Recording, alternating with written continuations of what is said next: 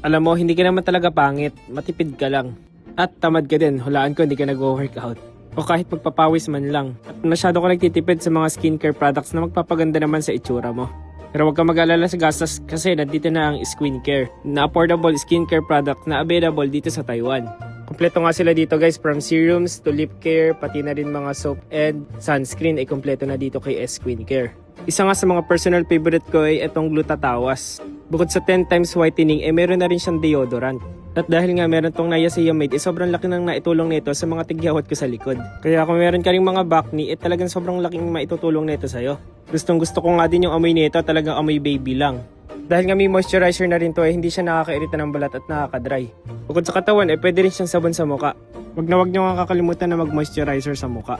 Ito namang niacinamide serum, ginagamit ko to 2 to 3 times a week. Sobrang ganda na ito para ma-minimize yung mga hukay-hukay mo sa muka para hindi ka mukhang espalto. Maganda nga rin tong magic lip therapy nila.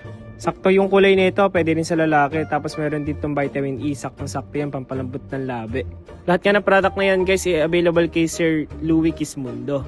Kung gusto nyo umorder guys, ito lang yung kanyang mga social media accounts. Pwede yan guys, cash on delivery via 7-Eleven. I-try nyo na nga guys, baka sakaling makrush ba kayo ng mga crush nyo. At ito pa nga ang isa guys, huwag kayong aalis sa bahay nang hindi gumagamit ng sunscreen. Kahit makulimlim o umuulan, mag-sunscreen kayo basta umaga. Mabilis kasing tatanda yung balat natin guys pag laging expose sa araw. Ang ganda nga ng sunscreen na to guys, hindi mo na kailangan kamayin yung mukha mo. Minsan kasi kaya ka nagkakatay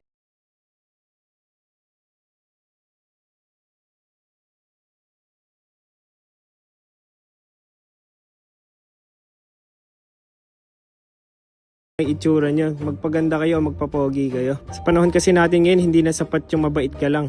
Mukha mo kasi yung unang makikita ng mga tao. Alagaan mo yung balat mo, tapos manamit ka na rin ng maayos. Tandaan, sa skincare, hindi mo na kailangan ng filter.